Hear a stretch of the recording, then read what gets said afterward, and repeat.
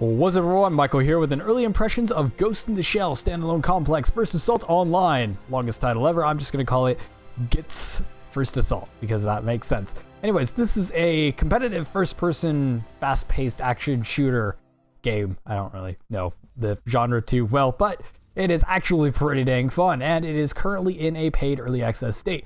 Now I do want to mention before we continue that this game is very early in development, and it is in a paid early access system like I said. And so basically if you want access, you either have to get lucky with a key, get a review key, or pay for access, which if you pay for access, you actually get other stuff with it. And I assume the value probably adds up to at least the access price. So technically it's a deal, but at the same time, it's paid access to play the game. So for this video, I'm going to be focusing on whether it's worth buying in or trying to get a key, or whether it's worth playing at this point, or whether it's even worth watching in the future. But when the game does release and it has more content and all of that type of stuff, I will be doing another video on it once it's outside of the paid access. So if you're watching this after it's out free to play and all of that, because it's supposed to be free to play when it releases, I believe, maybe, it should be, then I will have another video up of it and you should check that one out. Regardless, let's continue. So, like I said, this is a competitive shooter, but first off, we're going to go ahead and look at the options real quick. I find that this is very easy to go through very quickly. So you get your settings, acceleration, which I recommend turning down. You also get key bindings for these, which is quite interesting. You can also invert your mouse, which I don't know what it inverts. I guess it just inverts everything. I don't know. I don't like inverted mouse anyways. And then you can rebind all of the keys as well as hold down and toggle options, which is quite nice. I believe it defaults to toggle, which was annoying for me because I like to hold and press, or press and hold. So that's quite nice. But you can actually rebind everything. You can't double bind, and so two things can't be Z key. So if I do this, it'll be like, oh, hey, enter a different key. And I'm like, oh, fine, do Z, and then, yeah, whatever. So yeah, you can't double bind, but you can rebind everything, which is quite nice. Then you also have, well, except for the presets, I should mention. Presets you can't rebind for some reason, but not that big of a deal. You won't be using them often. And then you have graphics, so you get your vertical sync, and then your video quality. You have your presets, which I always don't use presets, but I have everything on max except for the anti-aliasing. Now, for some reason, texture filtering only goes up to 4. I don't know why, but you can force it higher. And then other things, I wish there was a little bit more detail on what these did. Maybe like texture size and stuff like that, like, you know, tool tips and stuff. Like, the game seems to be lacking tool tips in general, so that's kind of unfortunate. Then you have game options, ragdoll effects you can't change, left-hand mode you can't activate. I don't know what that's supposed to be, but I'm assuming it's for left-handed mouse users, which is actually pretty cool to see in a first-person shooter, because that is an option I don't see very often. Then you have chat filter. Normally I have it off, but I have it on for this video because people are naughty. Numerical values for your KDR. Now this is interesting. I'm going to keep it off, but you can turn on normal KDR, but I'm going to leave it off so I can show a mechanic. And then language you can't change at the moment. I'm assuming that's a regional thing. Then you have sound for sliders and everything. And interesting, there's no mono for output, but not like anybody uses mono anymore anyways, and stereo would work on mono speakers anyways, so you're good. But you also have surround sound options as well. And there you go. And that's actually important because sound effects are actually a pretty big deal in this game. Yeah, I'm going to cancel everything because I hope I didn't change anything. All right, quick correction here. When I was editing the video, I realized that I forgot to scroll up on the graphic setting to see the actual resolution options, which is hilarious. So you actually have full screen and windowed here, and all these resolutions. It actually has quite a few, and the full screen is actually not dedicated full screen. It is borderless, and so yeah, that's a thing. Anyways, back to your regular video. Anyway, so I want to jump right into a game, but before I do that, I want to talk about kind of the theming and the operative system. So the game is basically, it's a fast-paced first-person action shooter game, whatever. Wow, I completely butchered that. In the style of Ghost in the Shell Standalone Complex. So people will probably know it from like the anime and, you know, mangas and stuff like that. So there is, you know, stuff like that. And it's based on that lore, but the game really isn't story-based. But the way they introduce that is they use characters from the show and stuff like that to kind of be their operatives. And each operative has a different ability. And so the one I'm going to be playing is Motoko, and I'll end up switching over. Hopefully I said that right. I'll be switching over to the 3 that I have, and you can unlock all these for free as well. The game is not pay to win at all, at least not at this point. It could change, but yeah, and they are asking for money for that too, so there is microtransactions. Keep that in mind, even with your paid access, although I think you get some cash currency. I'm gonna stop blobbering. Anyway, so like Motoko has the thermal optic camo, while Sato has heat sensors, or seeker drones on Tagasa and stuff like that. So I have this guy which has a sentry, this chick who has a thermal optic, and then I have a heat sensor guy, and I can actually unlock another one soon, so I don't know. Was that? And then there's also loadouts and stuff like that. We'll talk about that after we actually do a game. So let's go ahead and quick match. You can search for an individual match for each match type, and these are the different levels. Each match type has about 2 to 3 maps right now, which is not a lot of content. Obviously, I'll end up talking about that, but I'm going to pick random because that's where everybody's playing. The game actually has a really big issue right now with the player base, as in there's just not enough people. There's a real lack of players at the moment, and so you'll end up running into the same people a lot if you're playing within the same day, which is kind of unfortunate. And my game crashed. Okay, and I'm back, and hopefully I can actually load into the level this time. That was unfortunate. That is a performance issue that I will talk about a little bit later. I was hoping not to run into it just because, you know, it's inconvenient. But here we are. So we just got into a match that just began. Now, in the lobby, you're able to switch your operative and your loadouts and stuff like that, so you can actually do that while you're waiting for the timers, but we'll see that after the match. Anyway, so we are here. It is a first-person shooter, and we are playing the capture game type. Now, it was random, so I couldn't actually pick which one I was playing, but regardless, I would have preferred Team Deathmatch to explain the mechanics. Anyway, so we are aiming, and we are shooting people. That is how a shooter works. So the main mechanics of the game is you're going to be moving around with WASD and stuff like that, and you aim, and it actually controls fairly nice. Like, that is going to be my first compliment of the game, is the controls are actually quite fluid, as in it feels like a really, really solid performing game, even in this early of a state. Now, it does have some stuttering issues you'll probably notice throughout the video, as in, like, when you get shot or you shoot other people, sometimes the game will, like, stutter a little bit. That is a performance issue that is going on right now, and sometimes the game crashes. But aside from that, the game actually runs pretty well. That is kind of an overview for the performance pretty early on. I just wanted to mention early on because it is a problem you are going to see in the gameplay. Anyway, so for this game type, we're actually going and getting the objectives, which means that we're going to be grabbing these. Now, Team Deathmatch is just go around and kill people. And then there's also a demolition style map where you're going and setting a bomb and blowing it up, and you'll have 1 life. Pretty standard right now. However, they are working on adding in other gameplay types, and the developer did say that they might add in PvE, which would actually be really cool. I'd love to see PvE on this game. But regardless, so here you see the gameplay. Now, first-person shooters are pretty generic at a lot of times. Now, what's actually interesting about this one? Well, the introduction of abilities. Now, each character or each operative actually has different abilities that they can use, and the way they use the system is actually through a text point system. As you can see in the bottom left, I actually have maxed out in tier 2. So when you collect points, you use these points to use your ability, and the more points you have, the more stronger it is. Now, I have camo, which actually makes it so that I'm a little bit more transparent, and it lasts longer the more points I have. If you get all the way up to 400 or less, if you have abilities on your character that will make it less to activate tier 2, it will actually, you know, do a better effects, and so mine will actually last longer. And there's also another thing, you'll see these little lines on the ground to where it'll actually be able to skill sync. And so this is where a lot of the cooperative element comes in, is in you use an ability and other characters can use your ability. And so you can actually go in with like 3 different abilities because everyone can skill sync with each other and everyone can have these same abilities. And so this creates a scenario to where you can actually get into a group and be like, all right, we need to charge at once, and everyone can use their ability at once, which actually adds a lot of tactical elements to the game. Although right now, we're not seeing too many of those tactical elements because, quite frankly, there's not a lot of players, which means a lot of people aren't going into the hardcore mode yet. There were a few groups, and I was fortunate enough to actually play with a group that was actually trying to work together and do really, really well, which was quite fun. But the interesting thing is that not all characters can skill sync, so some characters like the guy with the Sentry, I don't believe he can skill sync. So certain abilities are balanced out that way as well, and different abilities actually kind of counter each other as well. So that's kind of an interesting little mechanic, and figuring out how to use your abilities effectively is actually going to determine whether your team wins. However, right now, since the player base is very, very new and there's not very many people, it ends up just being run around and shoot people until everyone dies. And I'm okay with that. And one thing about the game is it actually is very, very fast paced, as in the combat is very, very quick, the shooting is quick, aiming is quick, jumping is quick, platforming is smooth. However, I will say that the jumping is a little bit more clunky than I feel it should be. I feel like it should be a little bit smoother. Hopefully they end up taking back that feedback, because I'm not the only one with that type of feedback, to where I believe that the movement in jumping at least isn't quite as smooth as it could be, but everything else feels pretty good. It's pretty solid. Now, the combat is fast, but you also die extremely quickly, as you were seeing here. One headshot means you're dead.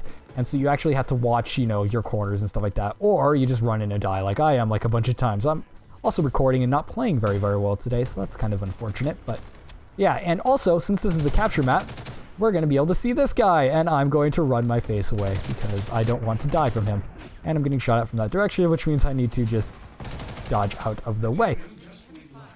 So, thing about this game type is, actually it's a good thing I get this game type, is when you capture these points, you actually get the Titomi? I forgot how to say it. I was just in a chat with a friend who told me how to say it and I forgot about it already. Anyway, so you get this little big robot thing and he actually goes around and kills people, and if we can get one on our team, you can actually hear that he taunts people, which is hilarious. So that's pretty great. Like, he'll blow somebody up with a grenade and it's like, ha, you should have ran. And it sounds hilarious. It is definitely comic relief inside a more serious game. A lot of the stuff in this game is quite serious. The characters do have little quips as well. One thing that is interesting, though, is both teams are actually comprised of the operatives, the same operatives that you've seen that I showed at the character selection. However, on the enemy team, all you see is the generic enemy model, which actually makes it really easy to see who is who. And so if you're like, oh, hey, there's, enemies over there, you don't have to be like, oh, is that Motoko on our team, or is that an enemy Motoko? So that's actually kind of a cool mechanic. I wish more first-person shooters would implement. That's really, really cool. And that guy's gonna knife my face because I was reloading. Okay, cool, I'm dead.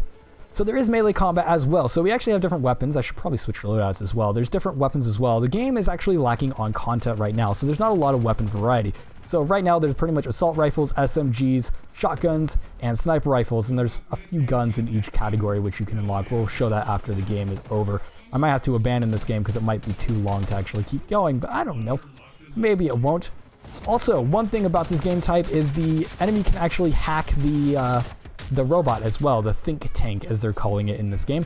I believe that's what it's called. There's also the more official name for it, which I can't remember. I apologize for that. I'm not the biggest fan of the franchise, and so I don't remember the names perfectly, but I think it's a really cool franchise, and I will say that the aesthetic is actually really cool. That's something I can talk about right now. So yeah, they can actually hack it, and then it becomes vulnerable to die, basically. Like, die really, really quickly. There we go. Tachikoma. There we go. That's how you say it. And it has a nice little cheery voice. I love it. All right, we're going to go ahead and skill sync with that guy. It will just pop up on your screen. It's like skill sync. So we skill synced with his monitor thing, and you can see there. And that's actually one of the ways that you're going to be able to preview your characters. Now, there is no, like, training grounds sort of area, which people have complained about, to where it's like they want to try out weapons and stuff like that. Weapons are actually really easy to test out, because if somebody else has a weapon, you can just go up and pick it up. Now, I haven't gotten into a situation to where there's been a weapon I could pick up or where I've needed to, but you can actually just hit V on the keyboard by default and it will just pick up the weapon instantly, and you can start firing instantly. So one of the mechanics of the game, when you start getting on killing sprees and doing really, really well, which I am not, I'm doing terrible probably because I'm commentating, you will actually be able to like switch weapons and switch out and, kill enemies, switching to your pistols, switching back to your primary as you pick up somebody else's gun and just keep firing. And you can actually keep an endless stream of bullets going as long as there's, guns on the ground that are loaded, which is quite interesting. But let's talk about graphics. So the game isn't the most impressive looking game. It is fairly impressive, as it looks pretty dang good, especially for a free-to-play first-person shooter. There's not a lot of first-person shooters that are free-to-play that actually look good. So this game actually looks amazing in that respect. But I like the aesthetic and art direction of the game. Now, obviously it's sci-fi, and I'm going to be a little bit biased on that because sci-fi is freaking cool. But it is also sci-fi anime and fantasy thrown in there, which makes it even better. So I personally like the aesthetic and the direction of it quite a bit, and I feel like there's a lot that they can do with it, especially with a lot of different abilities. Since it is sci-fi and fantasy, they can be like, oh, well, why don't we just throw in giant fireballs or something like that?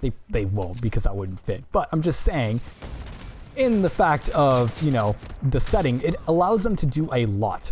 And the environments actually look fairly decent. They're not like overly crowded or anything like that. Like, they do look like, oh, this is an arena type area, and a lot of the arenas are fairly small. Like, most of the maps in the game right now are fairly small, aside from these ones, which, oops, my recording's gonna screw up there. I accidentally hit shift and tab at the same time, so it opened up my overlay and screwed everything up. Anyway, so if I hold tab, you can actually see the map on the left side. These ones are large, however, these ones in this game type will actually move forward, because when you capture a point, it actually pushes the game forward. However, when you're in the other like deathmatch and demolition maps, they're actually quite small, so you can get to the other side of the map quite quickly. So there's not a lot of downtime. Wow, I missed all of those bullets. Where did he go? He went there. I killed him. I probably should have melee killed him just to show you guys the assassination mechanics. Now, if you get behind someone or you use the skill, which allows you to run quickly, it'll actually allow you to just instantly kill them with melee when you get close to them, which is interesting. It's an interesting mechanic. You can actually sneak up on people and get assassination kills. Also, this game has gore, sort of, but you're all cyborgs anyways, so it's kind of interesting. Now, the sound design is also really, really good. I talked about graphics, so sound is obviously next. Sound design is actually really, really great, and sound is actually one of the important things in this game. You can actually walk. If I hold down caps, you can actually walk, which will dampen your sound. It'll still make a little bit of sound, but it makes it so that it's a lot more difficult to end up having enemies hear you. And when you're running, it actually makes loud stomping noises as if you're a cyborg, you know, running around. And so it actually has a good amount of sound design thrown in there. The music is also quite nice when you're in the lobbies, but the gameplay actually doesn't have that, you know, music playing. So that is the thing. Either that or I have it turned off somehow, which I don't think I do. I thought I had it on. Anyways, yeah, so the sound design is actually really, really good. Now, let's go ahead and talk about the kind of negative to this game, because the game isn't perfect. Now, what's wrong with the game actually has nothing to do with the gameplay. I feel like the gameplay is solid. The randomization on the bullets is a little bit wonky, but the developer already said that the next patch is supposed to help fix that. As in, a lot of the bullet spreads kind of, you know, amount to luck rather than skill. At least that's what they're saying, so I'm using that as my excuse for playing terribly. It's not why I'm playing terribly, but still, I could do that.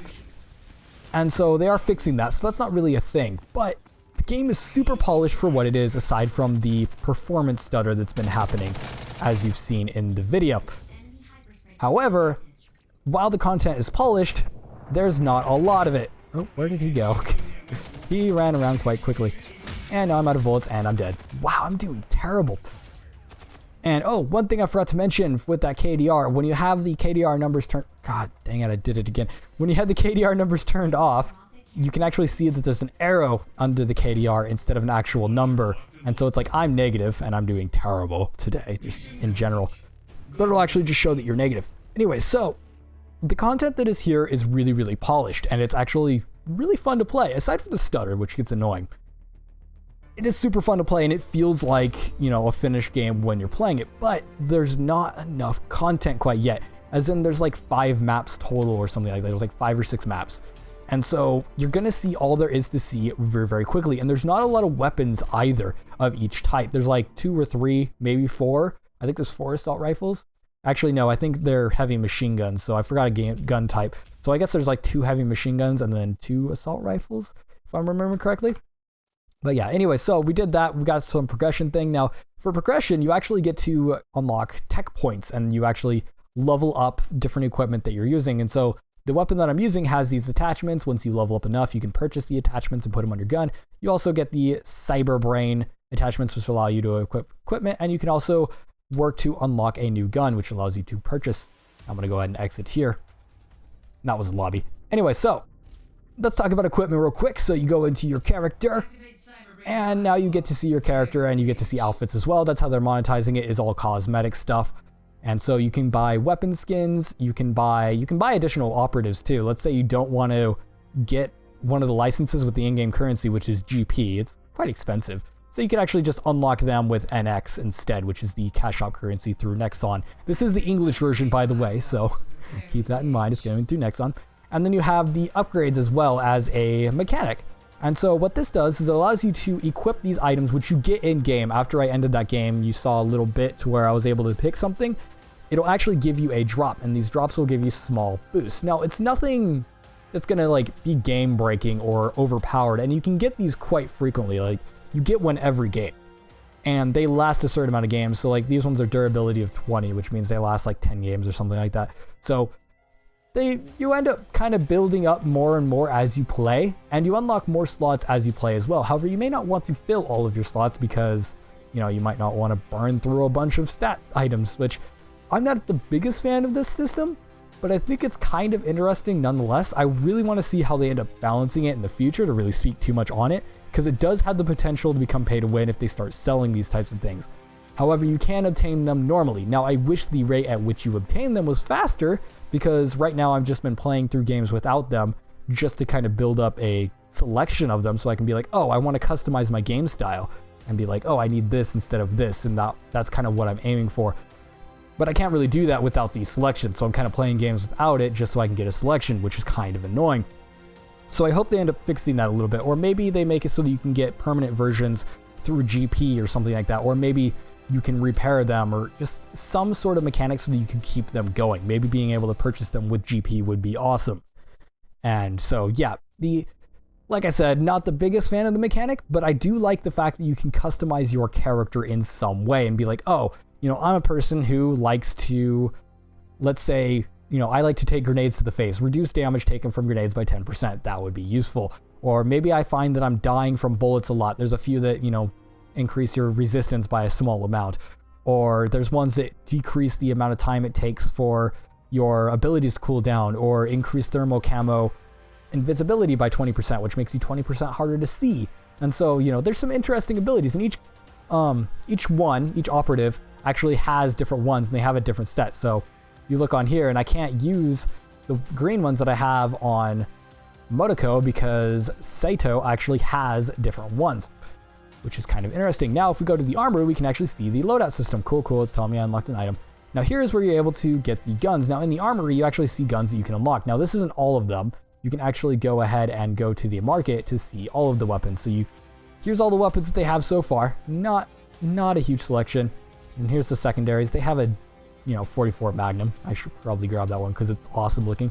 No melee weapons, and then you can also get scramblers and smoke bombs and stuff like that. And there's also equipment to where you can buy extra equipment, and then you get weapon skins and outfits and items, which this is how you get the operative license. Anyways, going back to the armory, this is how you set up your loadouts. Now, it gives you 3 loadouts. I don't know if they're going to expand that or anything like that, but you're able to go into your weapons and select whatever one you want, and you can actually select which one to unlock next. Now, I'm working on the M249G4 because awesome. But you can actually select one of these and be like, unlock, and it'll actually work towards leveling up to unlock that item, which is kind of cool. You do have to purchase it after you unlock it. Like this one I unlocked, but I have to purchase it to use it. I have plenty of money, but whatever. You get money actually quite quickly in this game, so that's not really too big of an issue. But you can also customize the guns. So you go into customize, and you're able to put on sights, aim assists, and all these other types of things. And you can also click on more. Now, these ones are unlocks, but you can actually click on more to go to the shop and see more of them as well. So you can actually customize the stats on your gun. Most of them are trade-offs, as in they'll be like, oh, you move slower, but you get more accuracy. Or, this one is just a straight increase. It changes your muzzle type to a cross, but you get to increased accuracy, which I think this is a boon, just a straight up boon. So having this would actually be statistically better, but only by 2 points, which you look on the point system, it goes by a 100-point scale, so not really that much, and it's probably not something that's going to tip the scales. Once again, something I hope they don't make pay to win in the future. I don't see them doing it, as in the developers seem to have quite a bit of passion for the game, and there's really no reason to make it pay to win in the first place.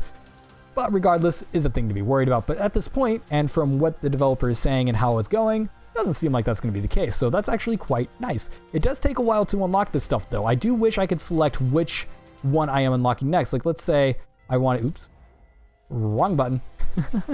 Let's say I wanted to unlock, this muzzle here. I wish I could click on it and say unlock this next, but instead it's like, hey, and here's the shooting range as well. So you do have the shooting range for guns that you do own, but this is only in the customization screen. So it's to customize the extra items that you have.